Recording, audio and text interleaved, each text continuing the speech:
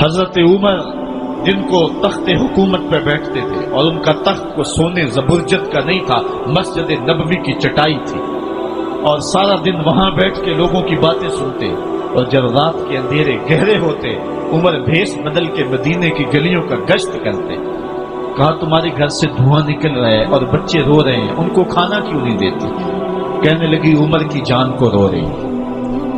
عمر کے پوتلے سے زمین نکل گئی۔ کہا کیا ہوا؟ کہا 3 دن سے ہمارے ہاں کھانے کے لیے کچھ نہیں ہے، روزانہ بچے روتے ہیں اور میں ہنڈیا کے اندر پتھر ڈال کر کے نیچے سے آگ ڈالتی رہتی ہوں کہ بچے انتظار کر کر کے سو جائیں گے، کم وقت سو بھی نہیں رہے، اور وہ پتھر پکیں گے بھی کیا، اور میں عمر کی جان کو رو رہی ہوں۔ حضرت عمر کا کلیجہ دہلنے لگا، فوراً پلٹے، واپس بیت المال میں آئے، گھی کا ایک کنستر لیا، آٹے کی بوری لی، مرچ مسالہ جات بہت کچھ اٹھایا، اپنے کندھے پہ رکھا، بوری اپنی کمر پہ لا دی۔ عمر بیت المال سے نکلے تو آپ کے خادم اسلم نے دیکھ لیا، آگے بڑھا، کہا میرے آقا میں اٹھاتا ہوں۔ عمر کی آنکھوں میں آنسو ہے۔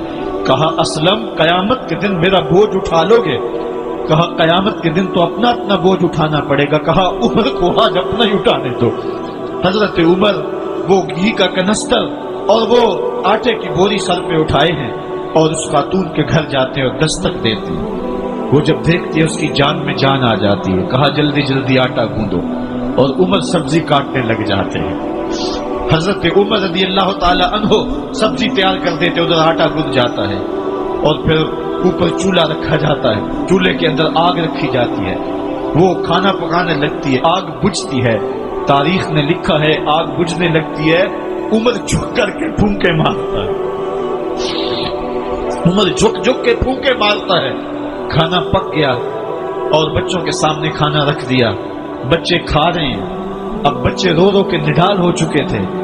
حضرت عمر اپنے ہاتھوں کو اور اپنے گھٹنوں کو اور اپنے پاؤں کو زمین پہ لگا کے، جس طرح بکری کا بچہ چلتا ہے ویڑے کے اندر، کبھی ادھر چلتے ہیں کبھی ادھر چلتے ہیں، تاکہ بچے مجھے دیکھ کے خوش ہوں اور دل میں کہتے عمر جتنا رلایا ہے اب اتنا ہنسانا بھی پڑے گا۔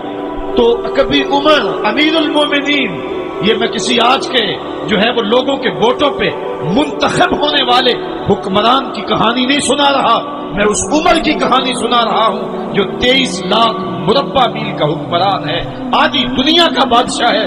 حضرت عمر جو ہے جس طرح بکری کا بچہ چلتا ہے، اس طرح اپنے ہاتھ اور اپنے گھٹنے زمین پہ ٹیک کر کے جو ہے وہ اس طرح چلتے ہیں۔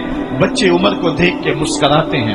جب بچے مسکرانے لگے تو حضرت عمر نے اس خاتون سے کہا بڑھیا عمر کو معاف کر دے۔ اس نے کہا تو اتنی ہمدردی کیوں کرتا ہے؟ کہا عمر بیچارہ بڑا پھنسا ہوا ہے، فکر ہے اس کو یرموک و فسطاط و حلوان کی، جب فتح ہے مصر تو تیاری ہے ایران کی، آتے جاتے وفد سے ملاقات بھی کرتا ہوگا اور شب کو معلوم حالات بھی کرتا ہوگا، کانٹوں میں الجھی ہوئی بیچارے کی جان ہے، نیند اس کو بھی آتی ہے، آخر وہ انسان ہے، میری بہن عمر کو معاف کر دے۔ اس نے کہا نانا عمر کی بات میرے سامنے نہ کر، قیامت کا دن ہوگا، عمر کا گریبان ہوگا اور میرا ہاتھ ہوگا۔ جب اس نے یہ بات کہی تو عمر برداشت نہ کر سکے، بچوں کی طرح بلک بلک کر رونے لگے۔ کہا وہ بد نصیب عمر تیرے سامنے ہے، آج ہی کہلا جو کہنا ہے، قیامت کے دن مجھے معاف رکھنا۔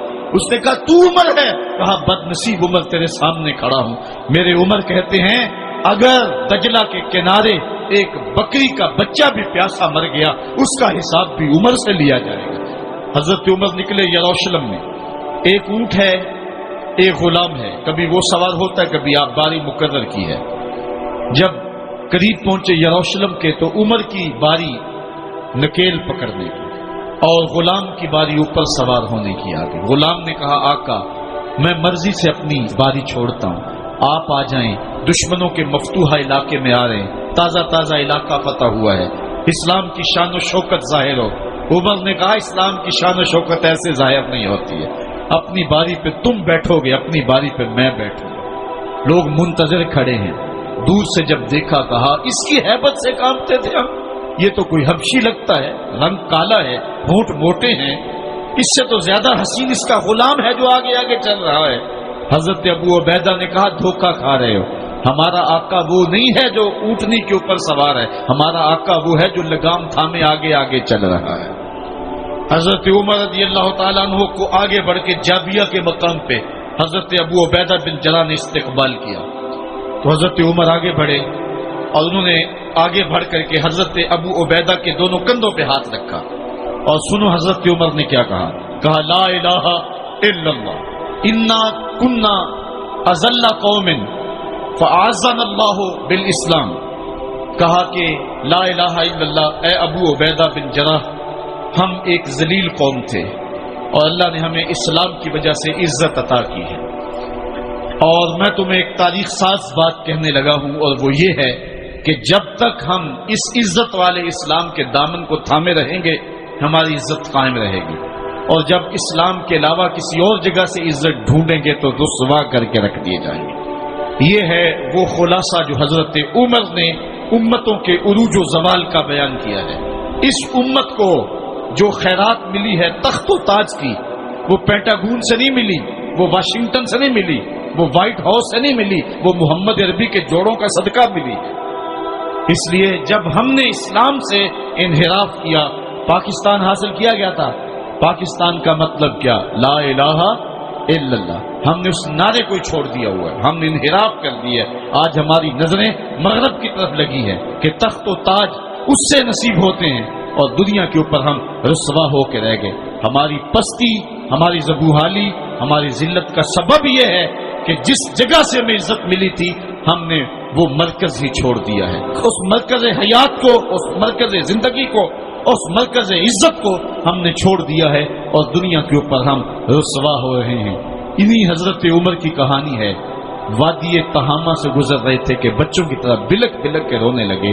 کہا عمر جوان آدمی ہو اور بچوں کی طرح بلک کے رو رہے ہو؟ کہا تم نہیں جانتے، مجھے بچپن کی کہانی یاد آ گئی۔ کہا کیا کہانی ہے؟ کہا یہی عرض تہامہ تھی، میرے باپ خطاب نے مجھے 5 اونٹ دیے تھے، کہا انہیں لائن میں کھڑا کرو سیدھا، میں آگے والا سیدھا کرتا تھا، پیچھے والا ٹیڑھا ہو جاتا، پیچھے والا سیدھا کرتا، آگے والا ٹیڑھا ہو جاتا۔ میرے باپ خطاب نے مجھے بڑا مارا۔ کہا ایک عرب کے بیٹے ہو کے تم سے 5 اونٹ لائن میں کھڑے نہیں ہوتے؟ کہا ایک زمانہ عمر پہ وہ تھا کہ اس سے 5 اونٹ لائن میں کھڑے نہیں ہوتے تھے، اور آج شرق سے لے کر غرب تک 23 لاکھ مربع میل کی حکمرانی اور انسان بھی لائن میں کھڑے ہیں۔ یہ محمد عربی کے جوڑوں کا صدقہ نہیں ہے تو اور کیا ہے؟ عمر سے تو 5 اونٹ لائن میں کھڑے نہیں ہوتے تھے۔